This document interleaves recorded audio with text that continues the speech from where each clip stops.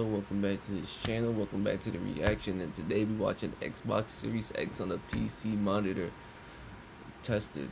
If you're new to the channel, please hit that subscribe button and the bell notification so you don't miss a thing again. Also, if you like the video already, thank you. I appreciate y'all, thank you. Let's get this up to like 3 to 5 likes. We can do that. It's light work. But in this video, they're going to test the new Xbox on a PC monitor. Either way, like when they say PC monitor, it's just a regular monitor, bro. Like, don't like they trying to, make it sound better than what it is. You feel me? Because a PC monitor is same as a gaming monitor, same as a computer monitor. Everything, like, it don't make a difference. Like if you could put a HDMI in it, it's just a monitor. It's just say monitor. You feel me? But it is for PC though. But without further ado, let's just get into it.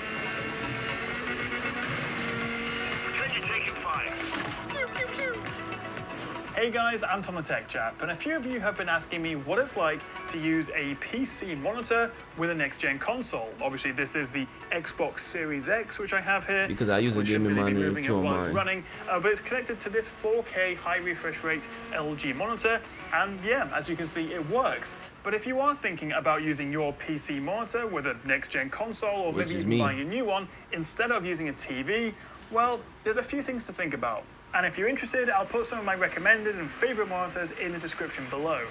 Now to test this, I've just got my hands on some next-gen games to try out, including the gorgeous Dirt 5, which can actually run up to 120 FPS. Now you may be thinking, why use a monitor instead of a TV? But there are a few advantages. Monitors can be better for console gaming than cheaper TVs, as they have faster refresh rates and input lag, and as they tend to be smaller, it makes them a good choice for tighter spaces. On the other hand, new TVs tend to have higher 4K resolutions for less money, much better HDR performance, and of course usually come in bigger screen sizes. Yeah. So let's say you're looking to buy the dream monitor to accompany your shiny new console, one that can take advantage of 4K at 120, variable refresh rates or VRR, decent high dynamic range, and of course good response times. Well, right now your choices are limited to, well, 0. There aren't any. In fact, even newer models like this, which has a 4K 144Hz panel, can't hit 4K 120 on the new consoles. And it's all down to one missing feature, HDMI 2.1. This is kind of the elephant in the room when it comes to next-gen console gaming on a monitor. So let's get it out of the way first. HDMI 2.1 offers the much higher bandwidth that's needed for 4K at 120 or 8K at 60, as well as variable refresh rates and auto low latency modes. And all new next-gen consoles are using HDMI 2.1, as do some higher-end TVs right now. The problem is, most PC monitors tend to favor DisplayPort, with the widespread DP 1.4 standard already offering 4K at up to 144Hz, meaning so far HDMI 2.1 hasn't been as important for monitor manufacturers, and so it's been left out in favor of older, cheaper HDMI 2 ports. Now the good news is that HDMI 2.1 monitors are coming, with the first out of the gate looking to be ASUS's ROG 27, 32 and 43-inch monitors, which are due for release around the end of the year. Acer has a 28-inch with 2.1 coming in January, and then there's the crowd-funded EVE Spectrum 27-inch monitor. What is pretty much certain though is that they'll be very expensive, and I'm not expecting to see many more options before we're well into 2021. So if you really want that dream monitor to go with one of these guys, then, well, you're just gonna have to wait for the technology to catch up. But bear in mind that even when these 2.1 monitors come out, they will be very, very expensive. Even this 4K 144Hz monitor without 2.1 costs about £750 or $800. And actually, there's an argument to be made that you can have a really good experience with a 1080p, 1440p or 4K HDMI 2 monitor right now, which of course will be much more affordable. To start with, while 4K at 120 or 8K 60 is of course the ideal, many Xbox Series X and PS5 games are likely to target 4K at 60. And so I'm guessing most 120 FPS modes will be saved for multiplayer or just less graphically intensive games. Secondly, I can confirm that with the Series X at least, you can play at 120 FPS using 1440p or 1080p resolutions, which work fine over HDMI 2.0. Yeah, fingers crossed the PS5 will have this option as well, although older HDMI 1.4 monitors will only go up to 60. So taking Dirt 5 on the Series X as an example, this targets 4K 60, but it does have an optional 120 FPS mode, which if running at up to 1440p means either will work over existing HDMI 2.0 connections. As for Gears Tactics, well, on the Series X it runs at a native 4K 60. And actually, I think even more exciting is the fact that Gears 5 has just been updated for 4K HDR with variable refresh rate support and, as I say, 120 FPS in the multiplayer versus mode. Excellent. I don't play Dirt either. Although obviously as we get nearer to the launch, we'll get a better idea of just how many titles support high refresh rates. So you can see here, I've got the 4K UHD resolution, refresh rate at 60, but if I change that to 120, it then will tell me, no, go away, you can't have that, and it will actually drop me down to 1440p at 120. You also could then switch it to 1080p or even 720 if you wanted. But right now with 2.0 monitors, that's the best you're going to get, or 4K 60 of course. So that's fine really, rather than having to wait for super expensive new monitors, given the size of these anyway, why not just go for a 1080p or 1440p, 120 or I don't know, 144 hertz is more likely monitor, which is a lot more affordable and will still give you a really good experience. 1440p would also be a good match for the upcoming Xbox Series S, which targets 1440 rather than native 4K. If you're looking at smaller 24-inch monitors, maybe you already have one, then 1080p is still fine. Although at this point you are losing out a lot on image quality. Like with TVs though, generally speaking, the larger the display, the more immersive and enjoyable the experience is going to be. So going from a 24 to a 27-inch monitor makes a big difference. Yeah, and it's the same jumping up to 30 or 32.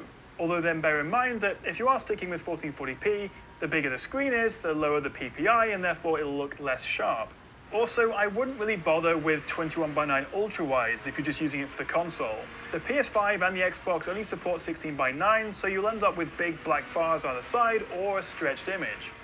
Now, when it comes to the panel type of the monitor, really, well, I'm not doing very well there, really you should go with either IPS or VA. Of course, you do have TN options, which generally are cheaper, and in the past at least they've always been the best for response time, but IPS and VA have caught up so much now that, you know, when it comes to console gaming at least, it's absolutely fine, and they have the benefits of better color accuracy and also better viewing angles. Now the thing is, it's not all about resolution because, of course, these next-gen consoles also offer HDR in compatible games. I'm sure you know all about HDR by now, but it can make a big difference, adding in extra detail in the brightest and darkest areas of a scene. How effective this is largely comes down to how bright your monitor can get. The Series X also offers something called Auto HDR, which uses Microsoft's machine learning to add a layer of HDR to games that weren't designed for standard dynamic range.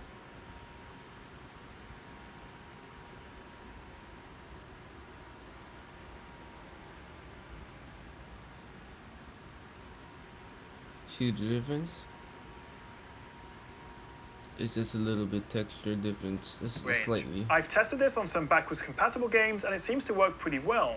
Most monitors will top out at about 400 or maybe even 500 nits, but it's nothing like the 700, 800 or 1000 that you get on a good TV these days. So that is something worth bearing in mind. I mean, even this guy here supports a display HDR 400 standard, which is fine, it's decent. That means it can sort of guarantee 400 nits of high dynamic range, but really you're going to want to look for a monitor that supports display HDR 600 or, you know, even 800. So unless you're willing to spend a ton of money on a very high-end, probably pro-level monitor, it's just a compromise you're going to have to make using a PC monitor. And finally, moving on to sound, while TVs usually come with speakers, monitors most often don't, so it's worth checking when you're buying if you think you'll need them. Although they tend to be pretty poor quality, so you'll probably want to have a decent set of headphones to get the most out of the PS5's 3D audio tech and Dolby Atmos on the Xbox.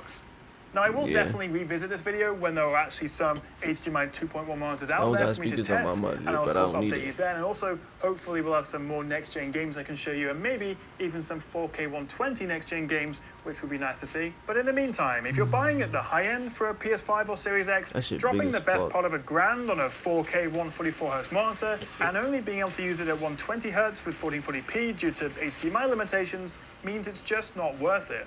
If you're not too concerned about high refresh though, then a good 4K 60Hz IPS screen will mean you get the full image quality the new consoles have to offer, and there's loads of options to choose right now.